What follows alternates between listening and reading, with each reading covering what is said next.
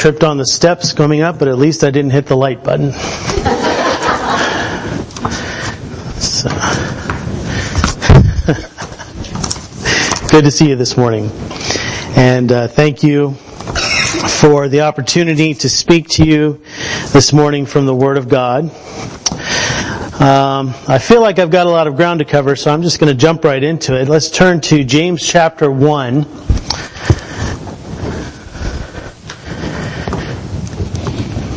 This is going to be our launching off point. James chapter 1 verses 1 through 4.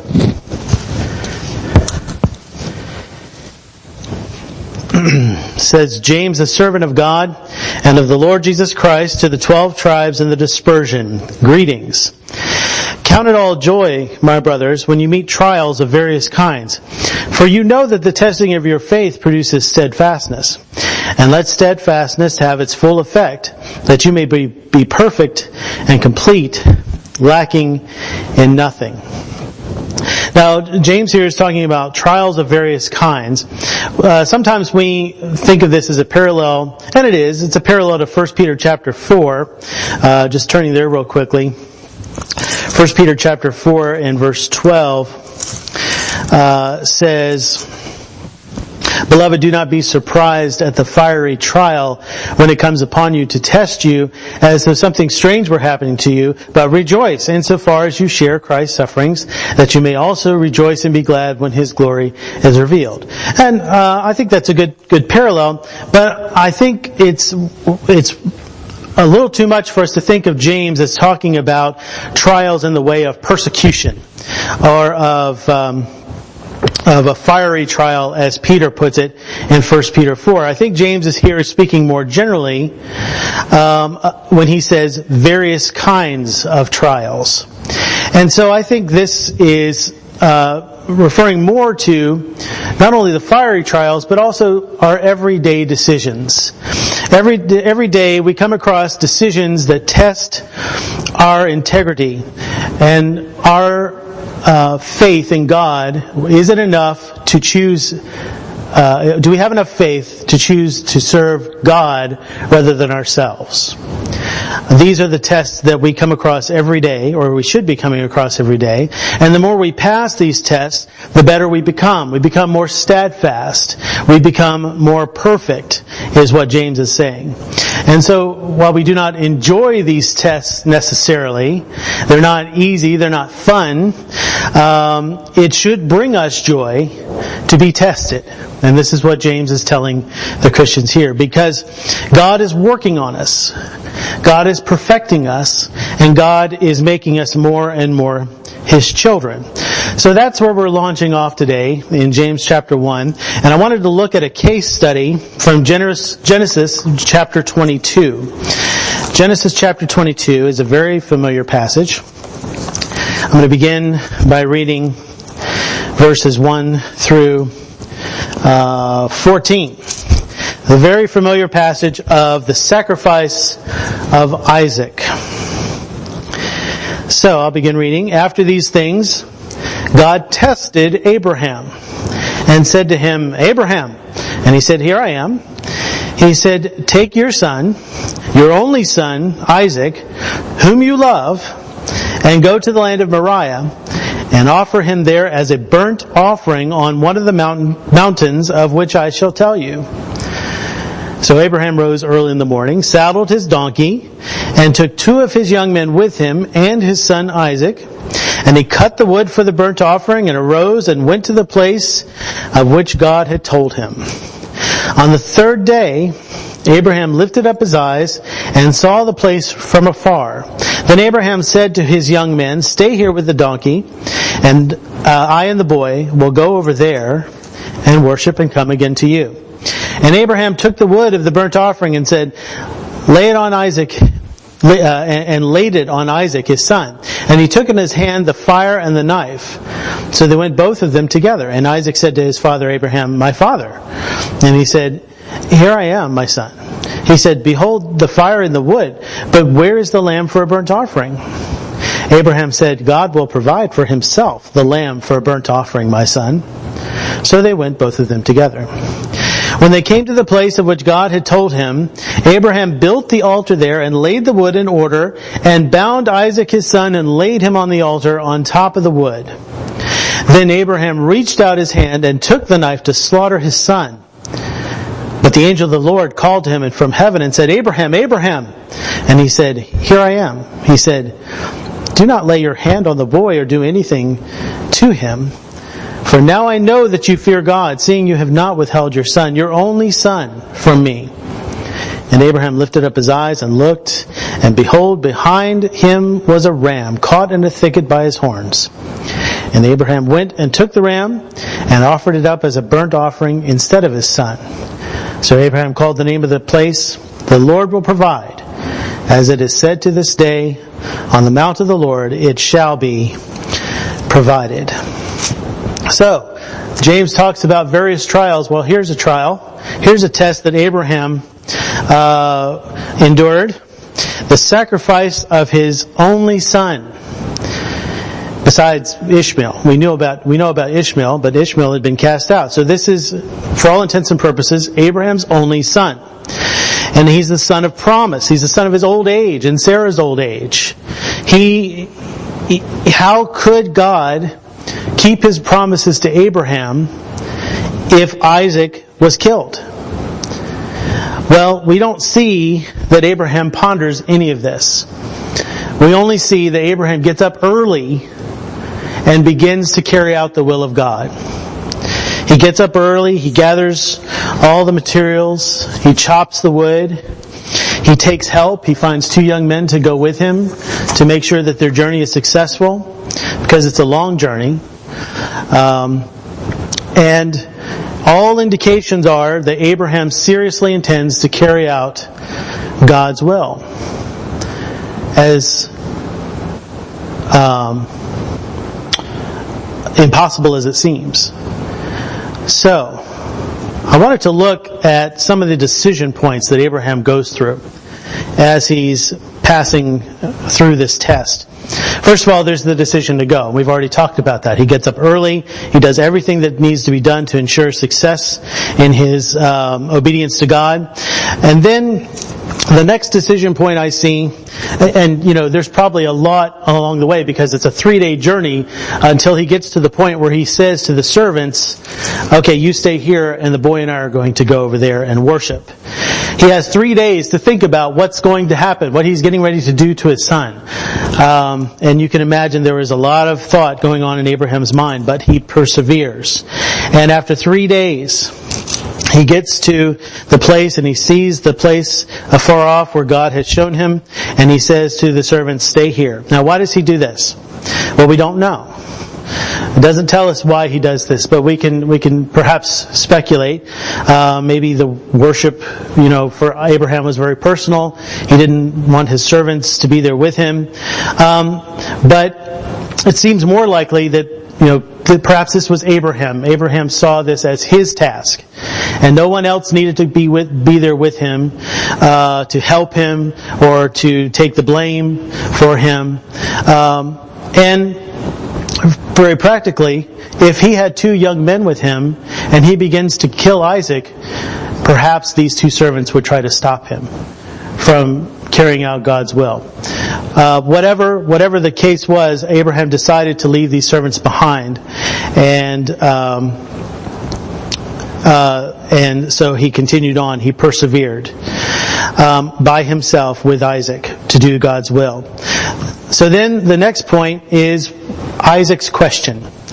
Here I am, he says, behold the fire and the wood, but where is the lamb for a burnt offering? Now, if we were writing a Hollywood movie, or if Hollywood was writing a movie, this is the point where Abraham would hear Isaac's question, Father, where's the lamb? And Abraham would look at him and his heart would melt and he would say, no, I can't do this. God, I don't care if you condemn me to hell, I'm not going to do this. And the audience would cheer because finally Abraham's thinking for himself. He's not following some fake God. He's making his own decisions about what is right and wrong. But this is not a Hollywood story. This is a test of faith. A test of faith in God. And so Abraham again shows determination to do the will of God, despite this another test. And he says to Isaac, the Lord will provide. And he had provided. He had provided the lamb, Isaac, to be offered. And as we see later, he provides the ram for the actual sacrifice. So then the other decision point is where he takes the knife. He reaches out to take the knife, and he says he takes the knife to slaughter his son. And again, if Hollywood were writing this, he would raise the knife and he'd look into his son's pleading eyes and he'd drop the knife and fall to the ground sobbing, because he just couldn't do it. It was just too much. But again, this is not a Hollywood story. This is a test of Abraham's faith in God. And God knew what Abraham was going to do with that knife. God knew that Abraham was taking that knife to slaughter his son, and that's why he stops him at this point.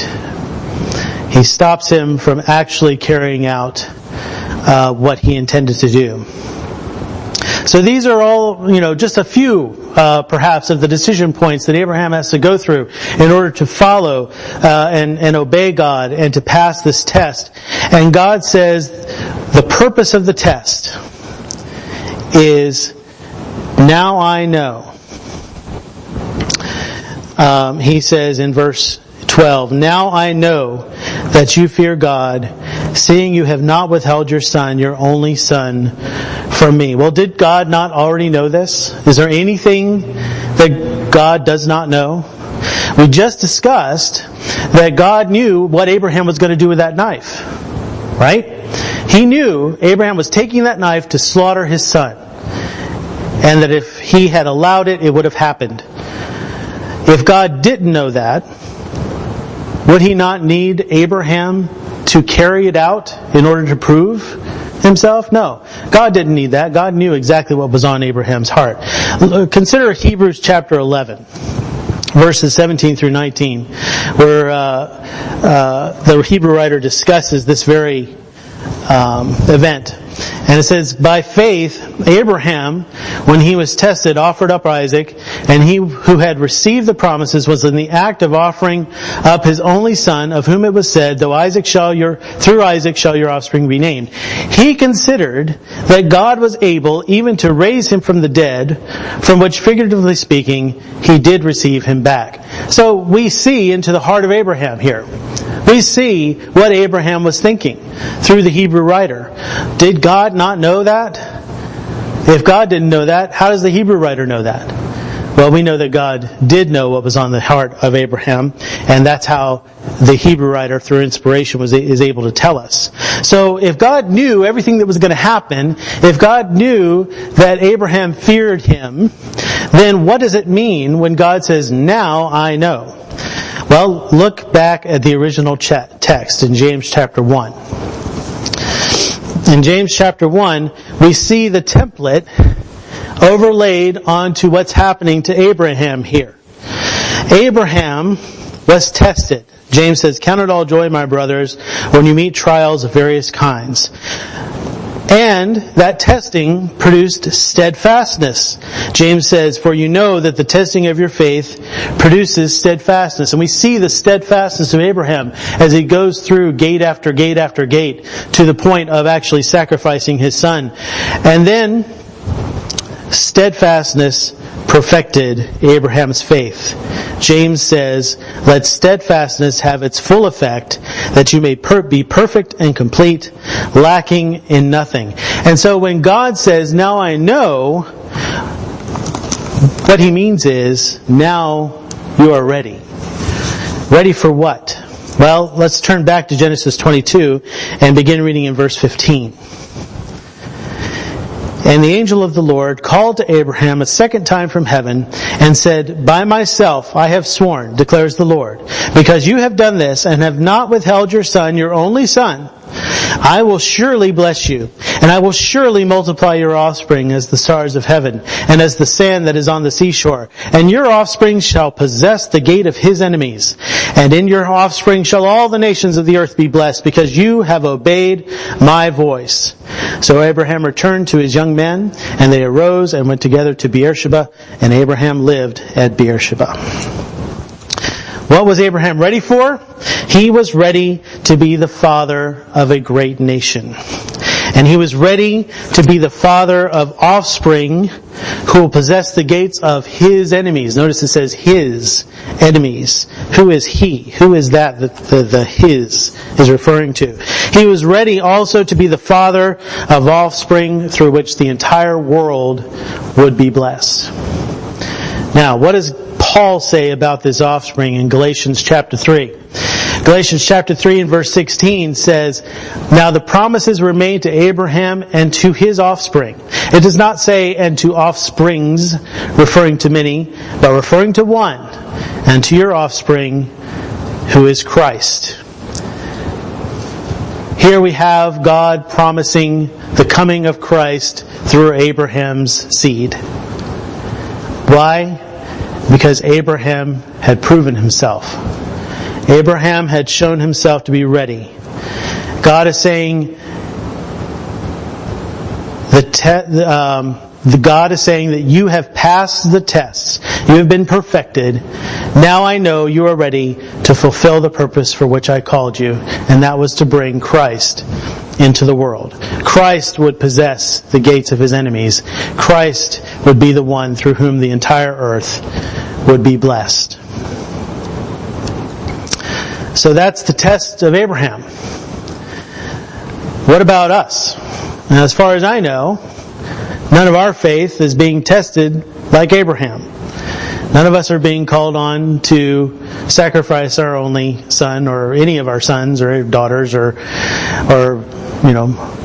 relatives we don't particularly like or anything like that. We're not being persecuted. We're not even being tested like the early Christians were. Our testing is more mundane.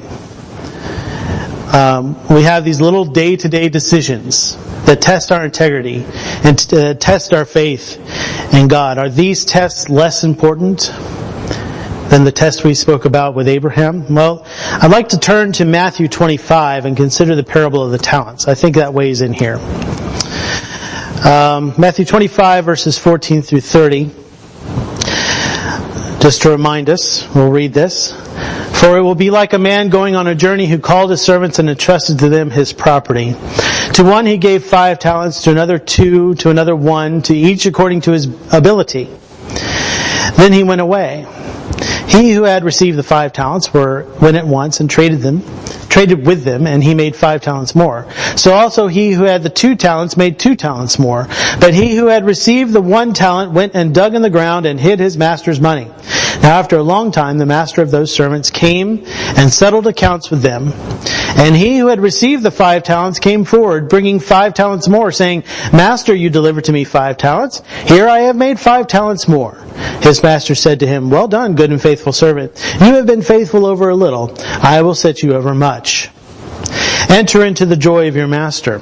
And he also, who had the 2 talents, came forward, saying, 'Master, you delivered to me 2 talents. Here I have made 2 talents more.' His master said to him, 'Well done, good and faithful servant. You have been faithful over a little. I will set you over much. Enter into the joy of your master.' He also, who had received the 1 talent, came forward, saying, 'Master, I knew you to be a hard man, reaping where you did not sow, and gathering where you scattered no seed. So I was afraid, and I went and hid your talent in the ground. Here, you have what is yours.'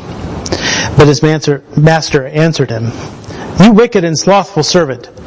You knew that I reap where I have not sown, and gather where I scattered no seed? Then you ought to have invested my money with the bankers, and at my coming I should have received what was my own with interest. So take the talent from him, and give it to him who has the 10 talents. For everyone who has will more be given, and he will have an abundance. But from the one who has not, even what he has will be taken away. And cast the worthless servant into the outer darkness. In that place there will be weeping and gnashing of teeth.'" So, consider the 1 talent man. What was his problem? He received 1 talent. It says he was given that 1 talent according to his ability. What did he do with it? He buried it in the ground. He did not value what was given to him. He did not take it as an opportunity to grow in his service to his master. He buried it in the ground and gave it back to him so that he wouldn't lose it, ironically enough. And what happens in the end? The master takes it away from him. The master was not pleased because he did not grow what he was given. We must not underestimate the importance of every single small test of our faith. If we do not pay attention to the little things, the little decisions, the little tests of our integrity, and take care to do God's will in everything, then we lose those opportunities to grow in our faith. Well, what if we do value those little tests? What if we pass life's little tests? What can we expect? Well, God will be pleased with us. I think that's what's taught here in the parable. God will be pleased with us because we are growing. Consider the parable again. The 2 and the 5 talent servants use what they have been given to create more value for the master, to serve the master more. And the master says, "Well done, good and faithful servants." Verse 23, "You have been faithful over a little, I will set you over much. Enter into the joy of your master." What is the principle being taught here? Look at verse 28. "So take the talent from him," the 1 talent man, "and give it to him who has the 10 talents. For to everyone who has will more be given, and he will have an abundance. But from the one who has not, even what he has will be taken away." What can we expect if we have been successful passing the tests of our faith, making our faith stronger, more perfect? What can we expect? More testing. More testing. We will be tested until we are perfect. Consider Abraham. We looked at one test of Abraham's faith. You think that was the first test that Abraham endured? No. He was some kind of black belt Sigma guru of faith by this point. He had been tested over and over again by this point. And he had proven himself faithful to God. And yet, he was tested again. Can we expect any different? Should we expect any different? Well, what if we're not being tested? What if we're living our lives and we don't feel any kind of conflict? We don't see where our faith is being called into question, being tested. We're being asked to do that which we know is wrong. We're just not being tested in life. Well, then what do you have to rejoice about? What does James say at the beginning of verse 2? "Count it all joy, my brothers, when you meet trials of various kinds." Well, what's the opposite of that? If you're not meeting various trials of various kinds, what do you have to rejoice about? Because you're not growing. Your your testing is not producing steadfastness, and that steadfastness is not producing perfection, completeness. You are lacking, is what James is teaching us. And maybe you should heed the warning of that 1 talent man. What happened to him in the end? He buried his talent, he didn't use it to grow, and the talent was taken away from him. If you're not being tested in your life, perhaps what you had has been taken away from you because you did not value it. How is your faith being perfected otherwise? Or maybe you're already a black belt Sigma guru of faith like Abraham was. But to that I would say, look at 1 Corinthians chapter 10 and verse 12. "Therefore let anyone who thinks that he stands take heed lest he fall." We should all be looking and rejoicing over the tests of life. We should all be ready for them and determined, like Abraham was, to follow the will of God no matter what. Take out your songbooks. As we conclude,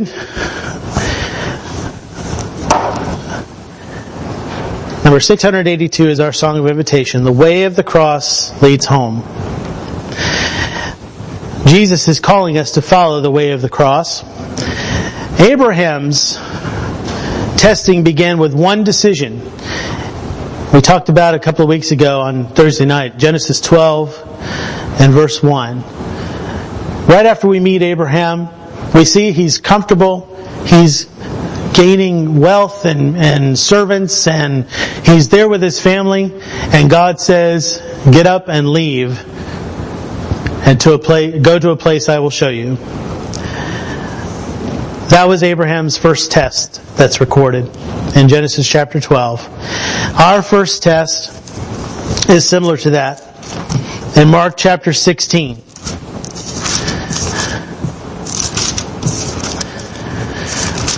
Mark 16 verses 15 and 16 says, and he said to them, go into all the world and proclaim the gospel to the whole creation.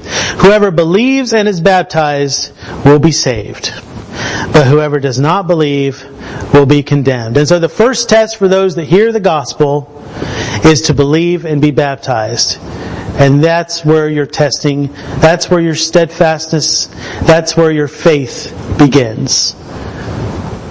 And then it grows and grows from there. Have you made that decision? Have you begun to perfect your faith by passing that first test? If not, why not pass the test today? You can believe in Jesus. Believe the gospel that has been preached to you. And be baptized for the remission of your sins. Perhaps you have passed test after test, including that first one.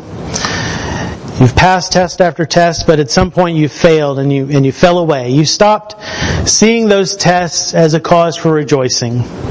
You stopped valuing what God was doing for you in your life. Well, keep in mind that Abraham failed too. If you look at Genesis chapter 12 and verses 18 through 20, I won't read that now, but you can look at that on your own. Abraham failed a test. He lied about Sarah. He lied about his wife and said that she was his sister.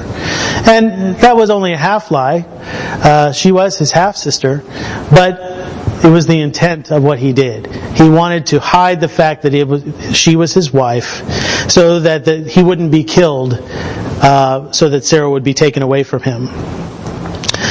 He failed that test, but he kept following God. And he never did it again. Oh wait, no, he did. He did do it again in Genesis chapter 20. He did the exact same thing again. Failed in almost the exact same way. But again, he kept following God. And 2 chapters later, we have this wonderful test of sacrificing his only son for God. It's time for you to pass a new test. If this is your situation, if you have fallen away and stopped passing the tests, stop valuing the tests that God is putting in your path. It's time for you to pass a new test, and that is to renew your belief in God and begin following Him again. Once again, value the testing of your faith and rejoice in those tests. And we hope you can pass that test. If you haven't been baptized, pass that test today, and we can help you through these tests if you'll come forward as we stand and sing.